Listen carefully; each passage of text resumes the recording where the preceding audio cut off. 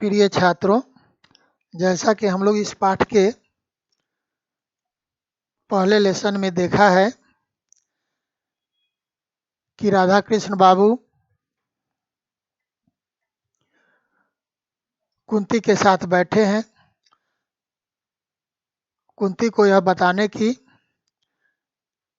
अब कोशिश कर रहे हैं कि जिस वर को देखने गए थे वह वर देखने में कैसा है, क्या करता है, उसका सामाजिक रुतबा क्या है, वह काम क्या करता है, उसकी पारिवारिक स्थिति कैसी है। इन सारी बातों के बारे में अपनी पत्नी कुंती को जानकारी देंगे। तो राधा कृष्ण से जैसे उनकी पत्नी कुंती ने कहा था कि तुम्हारी यह पहेली मुझे समझ में नहीं आई, जरा समझा कर तो कहो। तो राधा कृष्ण बोलते हैं, समझा कर कहता हूँ सुनो। वह लड़का लड़का नहीं है, आदमी है। कहने का मतलब कि जो लड़का है वह लड़का नहीं है, आदमी है, पूरी तरह से वह मैन है। तुम्हारी गौरी के साथ मामूली चपरासी की तरह दिखेगा। जब उसकी शादी गौरी के साथ होगी तो गौरी के साथ वह एक मामूली चपरासी की तरह दिखेगा। अब आप बताइए कि लड़की 19 वर्ष की और लड़का आगे देखेंगे उसकी उम्र 35 से 36 साल है। अब ऑलमोस्ट प्रायः उम्र में 2 गुना वह लड़का है। उसकी उम्र के साथ यदि गौरी की उम्र की तुलना की जाए तो वह आधी ठहरती है लगभग। और वह इतना सीधा साधा है कि देखने में भी चपरासी जैसा लगेगा। बोलो, करेगी ब्याह? गौरी के पिता ने गौरी की माँ से पूछा कि बोलो, ऐसे लड़के से क्या तुम अपनी बेटी की विवाह की शादी करोगी? कुंती बोली, विवाह की बात तो पीछे होगी, क्या रूप रंग बहुत खराब है? फोटो में तो वैसा नहीं जान पड़ता। अब इन्होंने कहा कि चलो विवाह की बात तो बाद में करेंगे, पहले ये बताओ कि रूप रंग क्या बहुत खराब है? लेकिन फोटो में तो उतना खराब नहीं दिखता है। राधा कृष्ण बोले, रूप रंग नहीं, रहन सहन बहुत खराब है। रहन सहन खराब है मतलब कहने का मतलब उसका जो व्यवहार है, चाल चलन है, ये खराब है। अब इन्होंने रहन सहन खराब कहने का मतलब कहा कि इतनी सीधाई भी तो अच्छी नहीं होती कि जिसके पीछे आदमी आदमी न दिखे। कहने का मतलब कि उसका रहन सहन है, रहने सहने का जो तौर तरीका है बिल्कुल सिंपल है, एकदम सिंपल, एकदम सीधा साधा। और इतना सीधा साधा यदि आदमी हो जाए तो आदमी आदमी नहीं दिखता है। कहने का मतलब कि ज़्यादा सीधापन आप दिखाएंगे, ज़्यादा सिंप्लिसिटी दिखाएंगे तो आपको लोग आदमी नहीं समझेंगे। और फिर उम्र में भी तो अधिक है, 35-36 साल, साथ ही 2 बच्चे भी हैं। अब आइए ये बता रहे हैं कि जो लड़का है वह लड़का नहीं है, आदमी है, बिल्कुल सीधा साधा है, इतना सीधा कि वो आदमी ही नहीं लगता है। साथ में उसके 2 बच्चे भी हैं। उन्हीं बच्चों को संभालने के लिए तो वे विवाह करना चाहते हैं, नहीं तो शायद न करते। कहने का मतलब कि वे उनके 2 छोटे छोटे बच्चे हैं, पहली पत्नी गुजर चुकी है।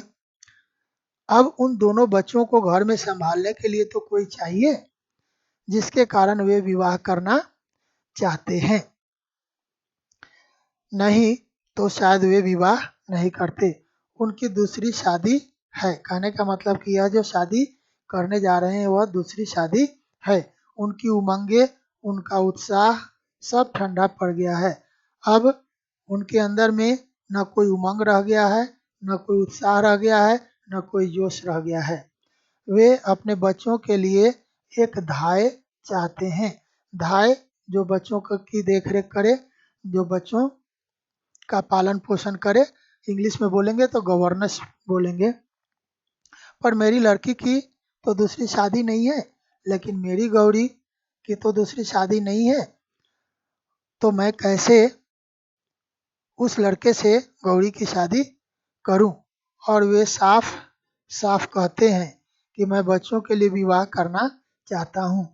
और सीताराम जी ने, अर्थात जिस लड़का को वह देखने गए थे, उस लड़का ने साफ साफ बता भी दिया था कि देखिए, मुझे अब शादी करने की क्या ज़रूरत है, लेकिन दो छोटे छोटे बच्चे हैं और इन बच्चों की देख रेख करने के लिए कोई नहीं है। फिर इस उम्र में इन दोनों बच्चों को एक माँ की खास ज़रूरत है। कुंती ने कहा, जिन्हें दूसरी शादी करनी होती है वे सब बच्चों के ही बहाने तो शादी करते हैं, नहीं तो क्या यह कहें कि अपने लिए करते हैं। कुंती ने यहाँ सही तर्क दिया, क्योंकि बहुत ऐसे लोग हैं जिनको खुद की तो शादी करने की इच्छा होती है, लेकिन उनके पास यदि बच्चे हैं तो वे यह कहते हैं कि मुझे तो अब पत्नी की ज़रूरत नहीं है, लेकिन इन बच्चों को माँ की ज़रूरत है। तो सभी तो यही बहाना करके दूसरी शादी करते हैं। राधा कृष्ण बोले, अरे नहीं नहीं, वह आदमी कपटी नहीं है। कहने का मतलब कि वह आदमी छल करने वाला नहीं है। उनके भीतर कुछ और बाहर कुछ हो ही नहीं सकता। कहने का मतलब कि यह आदमी इतना सीधा है कि यह आदमी अंदर में कुछ और बाहर में कुछ। कहने का मतलब कि मन में कुछ और चल रहा हो और बोल कुछ और रहा हो, ऐसा यह आदमी नहीं है। हृदय तो उनका दर्पण की तरह साफ है। कहने का मतलब कि दिल उसका बिल्कुल साफ है, उसके दिल में कोई छल कपट नहीं है।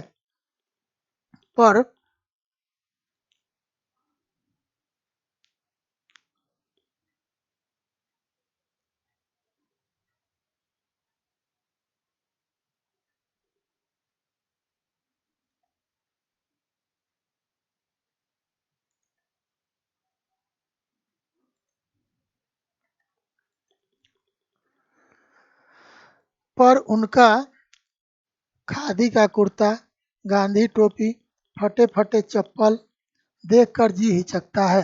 कहने का मतलब कि जो वह लड़का जो है वह गांधी टोपी पहनता है, चप्पल फटी फटी है, यह देखकर मन हिचकता है। कहने का मतलब कि उनके साथ गौरी का विवाह करने की इच्छा नहीं होती है। आप सभी जानते हैं, first impression is the last impression. पहली बार में ही उन्होंने जब सीताराम जी को देखा तो वे बिल्कुल सीधे साधे खादी के कुर्ता पहने हुए थे, गांधी जी वाली टोपी लगाए हुए थे, फटी फटी चप्पल पहने हुए थे। यह देखकर राधा कृष्ण बाबू का दिल हिचकता है कि उसके साथ अपनी बेटी की शादी करें। उन्होंने कहा, वह कहीं नेता बनकर व्याख्यान देने लायक तो हैं, वह कहीं नेता बनकर लेक्चर देने लायक हैं, पर किसी के घर दूल्हा बनकर जाने लायक नहीं है। किसी के घर दूल्हा बनकर जाने लायक नहीं है। मंच पर चढ़कर खड़ा होकर बड़े बड़े लेक्चर दे सकते हैं, नेता बन सकते हैं, लेकिन दूल्हा बनने लायक नहीं है। इसके अलावा 30 रुपये कुल उनकी तनख्वाह है। महीना में कितना कमाते हैं? 30 रुपया। उनकी सैलरी जो है महीना में 30 रुपया है। कांग्रेस दफ्तर में सेक्रेटरी हैं। कांग्रेस पार्टी के दफ्तर में, ऑफिस में सेक्रेटरी का काम करते हैं। 3-4 बार जेल जा चुके हैं। देखिए इस लड़के की विशेषता क्या क्या है। खादी का कुर्ता पहनता है, गांधी टोपी पहनता है, फटी फटी चप्पल पहनता है, नेता बनकर व्याख्यान देने लायक है, किसी के घर जाकर दूल्हा बनने लायक नहीं है, 30 रुपया कमाता है, कांग्रेस के दफ्तर में सेक्रेटरी का काम करता है, 3 बार जेल जा चुका है। और विशेषता है कि फिर किस दिन चले जाए कुछ ठिकाना नहीं। फिर किस दिन ये जेल चला जाएगा वह भी ठिकाना नहीं। कुंती ने कहा, आदमी तो बुरा नहीं जान पड़ता। कहने का मतलब कि कुंती को पसंद आ रहा है उनका डिस्क्रिप्शन सुन करके। राधा कृष्ण बोले, बुरा आदमी तो मैं भी नहीं कहता उसे, पर वह गौरी का पति होने लायक नहीं है, सच बात यह है। मैं भी कहाँ कह रहा हूँ कि वह बुरा है, लेकिन सच बात यह है कि वह गौरी का पति बनने लायक नहीं है। कुंती ने कहा, तो फिर तुमने क्या कह दिया? तो फिर तुमने क्या कह दिया कि हाँ करेंगे गौरी का विवाह उनसे या नहीं करेंगे, क्या कहा? राधा कृष्ण ने कहा, क्या कह देता, उन्हें बुला आया हूँ, अगले इतवार को आवेंगे, जिससे तुम भी उन्हें देख लो, और वे आने के लिए भी तो बड़ी मुश्किल से तैयार हुए। कहने लगे, नहीं साहब, मैं लड़की देखने न आऊँगा। इस तरह लड़की देखकर देखना और छोड़ना आगे देख लेंगे हम लोग। तो जब कुंती ने पूछा कि तुमने क्या कह दिया, तो राधा कृष्ण बोले कि क्या कहता, मैंने उनको कहा कि ठीक है, अगले रविवार को आप मेरे घर आइए, आप भी गौरी को देख लीजिएगा, गौरी भी आपको देख लेगी, गौरी की माँ भी आपको देख लेगी। बड़ी मुश्किल से वे तैयार हुए, कहने लगे कि नहीं साहब, मैं लड़की देखने न आऊँगा। उन्होंने कहा कि मैं लड़की देखने न आऊँगा। इस तरह लड़की देखकर मुझसे किसी लड़की का अपमान नहीं किया जाता। कहने का मतलब कि ये मानते हैं कि किसी लड़की को देखकर और उसका इंटरव्यू लेकर तब उससे विवाह करना उस लड़की का अपमान है, इसलिए मैं लड़की देखने नहीं आऊँगा।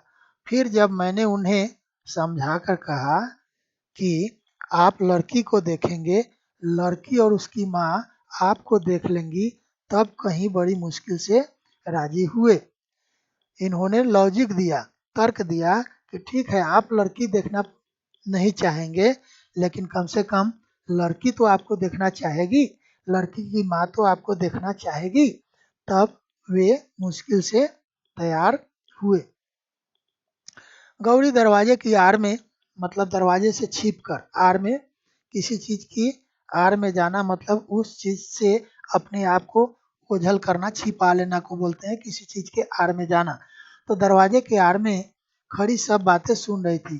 गौरी अपने पिता और माता दोनों की बात बहुत ही गौर से दरवाजे के आड़ में छिपकर सुन रही थी। जिस व्यक्ति के प्रति उसके पिता इतने असंतुष्ट और उदासीन थे, उसके प्रति गौरी के हृदय में अनजाने ही कुछ श्रद्धा के भाव जागृत हो गए। अब देखिए, जिस लड़का के बारे में, जिस व्यक्ति के बारे में गौरी के पिता इतने असंतुष्ट थे, डिससेटिस्फाइड थे, उदासीन थे, उस व्यक्ति के प्रति गौरी के मन में रेस्पेक्ट, श्रद्धा के भाव जागृत हो रहे थे, रेस्पेक्ट के भाव जाग रहे थे। राधा कृष्ण जी पान का बीड़ा उठाकर अपनी बैठक में चले गए, जहाँ सिटिंग रूम है, बैठक मतलब सिटिंग रूम में चले गए। चाय पिए थे और चाय पीने के बाद गपशप हो रहा था। कुंती और राधा कृष्ण जी के बीच बातें चल रही थी। गौरी दरवाजे की आड़ में खड़ी खड़ी सारी बातें सुन रही थी। इसी बीच में बातचीत का सिलसिला समाप्त होता है।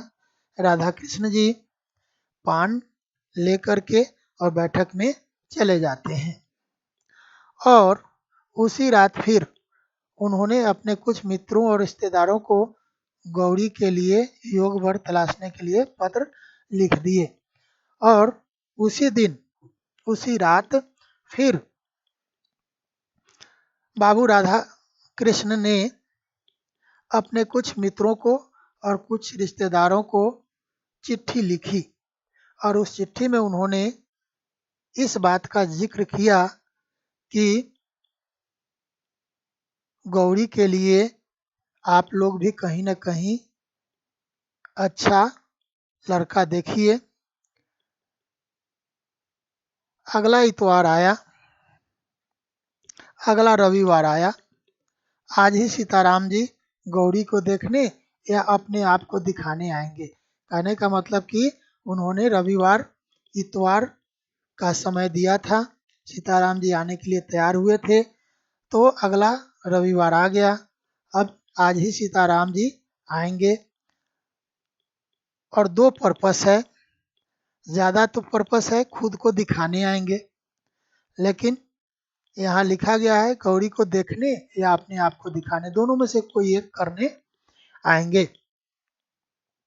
राधा कृष्ण जी ने यह पहले से ही कह रखा है कि किसी बाहर वाले को कुछ मालूम न पड़े।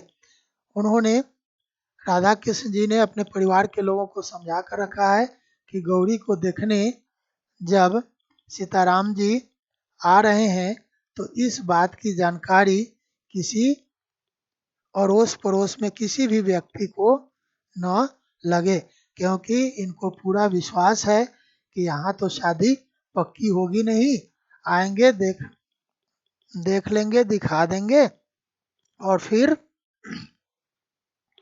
बात जहाँ की तहाँ रह जाएगी। तो उन्होंने पहले से ही कह रखा था कि किसी बाहर वाले को कोई खबर न चले, अतएव यह बात गुप्त रखी गई। इसलिए यह बात गुप्त रखी गई। कौन सी बात गुप्त रखी गई? यह बात गुप्त रखी गई कि कोई आदमी या कोई लड़का या सीताराम जी कह लीजिए गौरी को देखने आने वाले हैं। इस बात की जानकारी किसी को नहीं दी गई, इस बात को छिपाकर रखी गई। घर के भीतरी आंगन में ही उनके बैठने का प्रबंध किया गया है। कहने का मतलब कि बाहर बैठाएंगे, बैठक में बैठाएंगे, सिटिंग रूम में बैठाएंगे, कोई ना कोई आएगा तो पक्का जानकारी हो जाएगी कौन आया है, कहाँ से आया है, किस काम से आया है। इसलिए घर के भीतर ही आंगन में सीताराम जी के बैठने की व्यवस्था की गई थी। 3-4 कुर्सियों के बीच में एक मेज है जिस पर एक साफ धुला हुआ खादी का कपड़ा बिछा दिया गया। 4 कुर्सियां हैं, बीच में एक मेज है जिसको सेंटर टेबल बोल लीजिए, और उस पर खादी का एक कपड़ा बिछा दिया गया टेबल क्लॉथ के रूप में। और एक गिलास में आंगन के ही गुलाब के कुछ फूलों को तोड़कर गुलदस्ते का स्वरूप दिया गया, और आंगन में ही गुलाब के कुछ फूल खिले थे, उन फूलों में से कुछ लेकर के और एक गिलास में उसको डाल करके और गुलदस्ता बना करके टेबल पर बीच में रख दिया गया। बहुत ही साधारण सा आयोजन मतलब व्यवस्था, बहुत साधारण ऑर्गेनाइजेशन किया गया था। सीताराम जी सरीखे व्यक्ति के लिए किसी विशेष आडंबर की आवश्यकता भी तो न थी। ऐसे सीताराम जी तो खुद ही बिल्कुल सीधे साधे हैं, उन्हें कोई बाहरी आडंबर से मतलब नहीं है। जैसा कि हम लोगों ने ऊपर ही देखा है, खादी के कुर्ता पहनते थे, गांधी टोपी लगाते थे, फटी फटी चप्पल पहनते थे, बिल्कुल सीधे साधे थे। इसलिए उनके लिए किसी विशेष आडंबर मतलब दिखावा, बाहरी जो दिखावा होता है, बाहरी जो डेकोरेशन सजावट होती है उसको आडंबर बोलते हैं। तो उसकी कोई आवश्यकता न थी, क्योंकि सीताराम जी खुद ही सीधे साधे बिल्कुल सिंपल आदमी थे। यथा समय सीताराम जी अपने दोनों बच्चों के साथ आए। यथा समय मतलब जो समय निर्धारित था उस समय के अनुसार सीताराम जी आए और दोनों बच्चों को भी साथ में लेकर आए। दोनों बच्चों को साथ में इसलिए लेकर आए कि उनके घर पर उन बच्चों की देखरेख करने वाला कोई नहीं था। बच्चे भी वही खादी के कुर्ते और हाफ पैंट पहने थे। इन छोटे छोटे बच्चों को भी उन्होंने खादी के कपड़े पहना रखे थे। कहने का मतलब कि बिल्कुल यह आदमी स्वदेशी है। स्वदेशी उत्पाद मतलब प्रोडक्ट्स, स्वदेशी प्रोडक्ट्स का ही इस्तेमाल करते हैं। उन बच्चों के पैर में न जूता, न मोजा, न किसी प्रकार का ठाट बाट, पर दोनों बड़े प्रसन्न, बड़े हंसमुख। आकर घर में वे इस प्रकार खेलने लगे जैसे इस घर से वे चिर परिचित हों। कहने का मतलब कि इन बच्चों के पैर में जूता मोजा कुछ भी नहीं था, कोई ठाट बाट मतलब कोई सजावट नहीं, होता है ना बन ठन करके कहीं जाना, तो बने ठने भी नहीं थे, लेकिन दोनों बच्चे बड़े खुश थे, बड़े हंसमुख थे। और जब वे यहाँ बाबू राधा कृष्ण के आंगन में आए तो दोनों इस प्रकार से खेलने लगे जैसे इस घर से वे पहले से परिचित हों, जैसे इस घर को वे पहले से जानते हों। इस तरह से घर में इधर से उधर उछलना कूदना, बाल बाल चंचलता दिखाने लगे। कुंती एक तरफ बैठी थी। बच्चों के कोलाहल से, कोलाहल मतलब शोरगुल से, बच्चों के शोरगुल से परिपूर्ण घर उसे क्षण भर के लिए नंदन कानन सा जान पड़ा। ये नंदन कानन जो है, यह स्वर्ग में एक बगीचा है जहाँ देवता लोग सैर किया करते हैं। तो बच्चे यहाँ इस तरह से हंस रहे हैं, खेल रहे हैं, इधर से उधर घूम रहे हैं, शोरगुल मचा रहे हैं। तो शोरगुल कर रहे हैं जिससे थोड़ी देर के लिए कुंती को लगा कि उसका घर नंदन कानन बन गया। उसके उसने मन ही मन सोचा कितने अच्छे बच्चे हैं, मन ही मन सोचा कितने अच्छे बच्चे हैं। यदि बिना किसी प्रकार का संबंध हुए भी सीताराम जी इन बच्चों को संभालने का भार उसे सौंप दे तो वह बहुत खुश होती। कहने का मतलब कुंती मन ही मन सोच रही है कि सीताराम जी मेरी बेटी गौरी से विवाह करे या न करे, हम लोग सीताराम जी से अपनी बेटी का विवाह करें या न करें, लेकिन इन दोनों बच्चों को यदि सीताराम जी मेरे घर छोड़ देते तो मैं बहुत खुश होती और खुशी खुशी इन दोनों बच्चों को मैं पाल देती।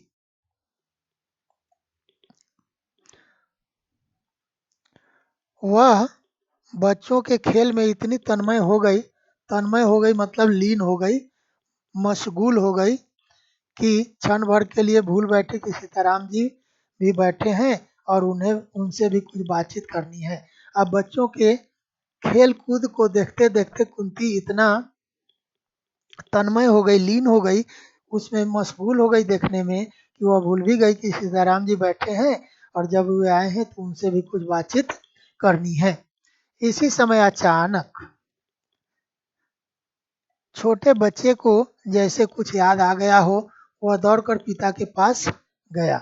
जैसे छोटा वाला जो बच्चा था उसे कुछ याद आ गया हो खेलते खेलते, और वह दौड़ते हुए सीताराम जी के पास दौड़कर गया और उनके पैरों के बीच में खड़ा होकर बोला, बाबू तुम तो कहते थे ना माँ को दिखाने ले चलते हैं, माँ कहाँ है बताओ।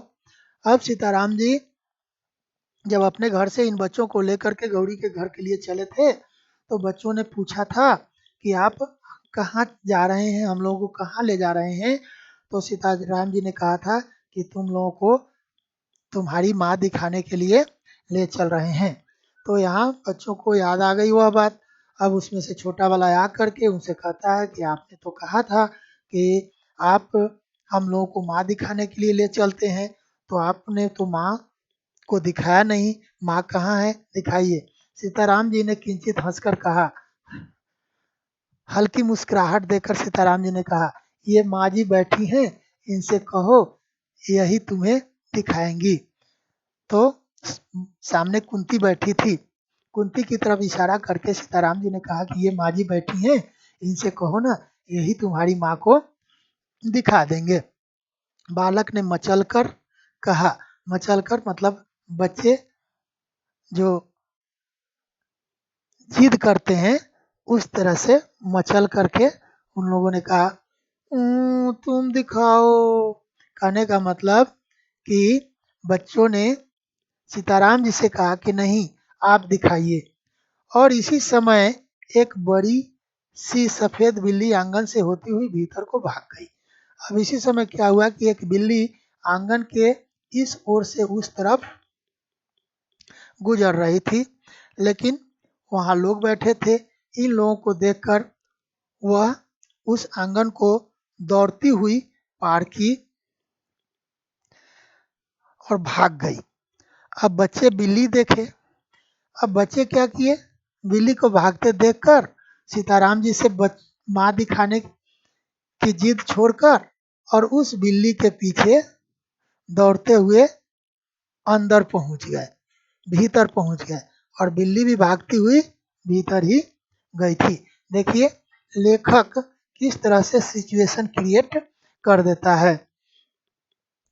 वहाँ न तो माँ जी बच्चों को माँ दिखाने के लिए ले गए और न सीताराम जी को ही बच्चों को माँ दिखाने की जरूरत पड़ी। सिचुएशन ऐसा लेखक ने क्रिएट कर दिया, ऐसी परिस्थिति उत्पन्न कर दी।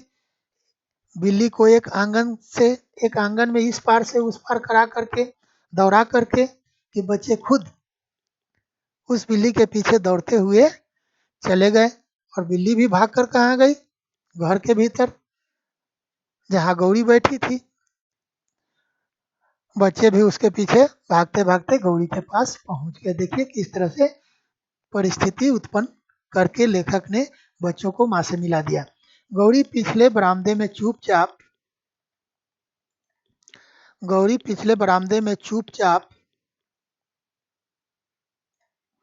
खड़ी थी।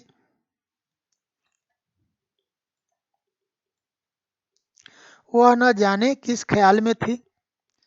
तब तक छोटे बच्चे ने उनका आंचल पकड़कर खींचते हुए पूछा, क्या तुम हमारी माँ हो?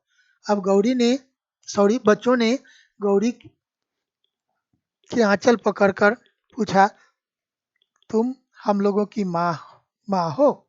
गौरी ने देखा हृष्ट पुष्ट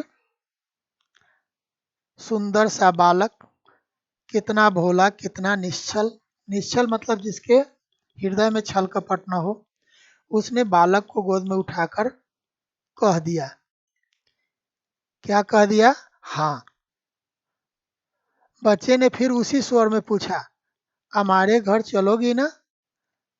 जब गौरी ने हाँ कह दिया, बच्चों ने फिर दूसरा प्रश्न डाल दिया, कहा कि तुम हमारे घर चलोगी ना? बाबू तो तुम्हें लेने आए हैं और हम भी आए हैं। कहने का मतलब बाबू मतलब सीताराम जी तुम्हें लेने आए हैं और हम लोग भी तुम्हें लेने आए हैं। अब तो गौरी उसकी बातों का उत्तर न दे सकी, क्योंकि गौरी क्या उत्तर दे, वह तो जस्ट देखने आए थे।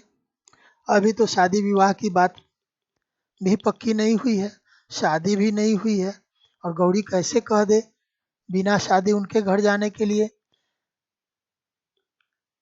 माँ के लिए तो उसने हाँ कह दिया कि हाँ मैं तुम लोगों की माँ हूँ, लेकिन घर जाने की बात जब बच्चों ने कह दी तब तो गौरी असमंजस में पड़ गई, क्या बोले क्या न बोले।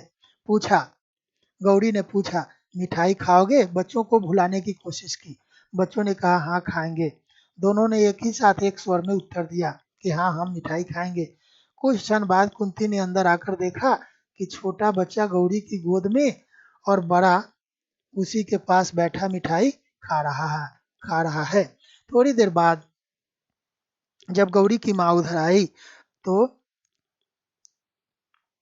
उसने देखा कि छोटा वाला जो बच्चा है वो गौरी की गोद में बैठा है और जो बड़ा वाला है गौरी के पास ही बैठकर मिठाई खा रहा है। कहने का मतलब कि दोनों बच्चे मिठाई खा रहे हैं और गौरी उन लोगों को एक माँ के द्वारा जो प्यार देना चाहिए वह प्यार दे रही है। एक निश्वास के साथ कुंती बाहर चली गई। एक निश्वास के साथ कहने का मतलब कि एक ही सांस में, कहने का मतलब है कि जल्दी से, और फिर बाहर चली गई। थोड़ी देर बाद जब ही गौरी ने ऊपर आंख उठाई, गौरी ने अपनी नजर ऊपर उठाई, उसने माता पिता दोनों को सामने खड़ा पाया। कहने का मतलब यह है कि कुंती जो एक सांस में बाहर चली गई थी उसका कारण यहाँ लिखा हुआ नहीं है, लेकिन आगे की बात माता पिता दोनों सामने खड़ा है, इससे स्पष्ट होता है कि कुंती जाकर राधा कृष्ण बाबू को यह बात बताई कि जरा चलकर देखिए तो दोनों बच्चे किस तरह से गौरी के साथ घुल मिल करके बैठे हुए हैं, गौरी किस प्रकार से उन बच्चों को प्यार दिखा रही है। तो दोनों माता पिता को सामने पाया। पिता ने स्नेह के स्वर में पुत्री से कहा, बेटा जरा चलो, चलती हो ना। अब सीता राधा कृष्ण ने गौरी से कहा कि जरा अब तुम भी चलो। तुम भी चलो मतलब कहाँ, जहाँ सीताराम जी बैठे हैं वहाँ। सीताराम जी को तुम भी देख लो, सीताराम जी तुम्हें भी देख लेंगे।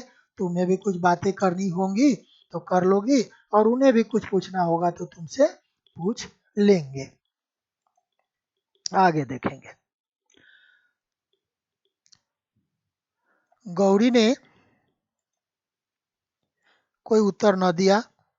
उसने बच्चों का हाथ मुंह धुलाया, उन्हें पानी पिलाया। अब गौरी क्या जवाब देती। गौरी ने क्या किया, बच्चे मिठाई खा रहे थे तो उनके मुंह को भी धुलवाया और हाथ को भी धुलवाया। फिर माँ के पीछे पीछे बाहर चली गई। माँ के साथ वो बाहर आई, जिस जहाँ बैठी थी वहां से बाहर आई। यह नहीं घर से बाहर नहीं गई, सीताराम जी जहाँ बैठे हैं वहां आने के लिए। बच्चे अभी उसी को घेरे थे, वे उसे छोड़ना नहीं चाहते थे। बच्चे गौरी को छोड़ना नहीं चाहते थे। बड़ी मुश्किल से सीताराम जी उन्हें बुलाकर कुछ देर तक अपने पास बिठा सके। सीताराम जी बड़ी मुश्किल से उन दोनों बच्चों को बुलाकर अपने पास बैठाए, किंतु जरा सा मौका पाते ही फिर गौरी के आसपास बैठ गए। लेकिन जैसे ही थोड़ा मौका मिलता दोनों बच्चे फिर सीताराम जी को छोड़कर गौरी के आसपास जाकर बैठ जाते। पिता के विरुद्ध उन्हें कुछ नालिशें भी दायर करनी थी। कहने का मतलब कि सीताराम जी के विषय में कुछ शिकायत भी गौरी से करनी थी। जब पिता बच्चों के मन लायक कुछ नहीं करते हैं तो उसकी शिकायत बच्चे माँ से करते हैं, और माँ जब बच्चों के मन के मुताबिक कुछ काम नहीं करती हैं तो बच्चे पिता से नालिश करते हैं, शिकायत करते हैं। तो इन बच्चों को पिता के प्रति जो शिकायतें थी वे शिकायत माँ से भी करनी थी। जो पिता के पास बैठकर न कर सकते थे, अब पिता की शिकायत पिता के सामने माँ से नहीं कर सकते, और माँ की शिकायत माँ के सामने पिता से नहीं कर सकते। इसलिए बच्चे पिता की शिकायत जब करनी थी तो पिता के पास बैठकर कैसे करते, इसलिए पिता के पास से हट करके और गौरी के पास चले गए। तो आशा करता हूँ कि आप लोगों को समझ में आएगा। इस लेसन में इतना ही। फिलहाल आप लोग मन लगाकर इसको सुनिए, ध्यान से सुनिए। एक बार में समझ में ना आए दूसरी बार सुनिए, दूसरी बार समझ में ना आए तीसरी बार समझिए। लेकिन मैं आशा करता हूँ कि एक बार में ही आप लोगों की समझ में आ जाएगा। एक बार ही यदि आप ध्यान से सुन लेंगे तो आपके लिए यह काफ़ी होगा। तो फिलहाल धन्यवाद। फिर जो शेष बचा है वो अगले लेसन में।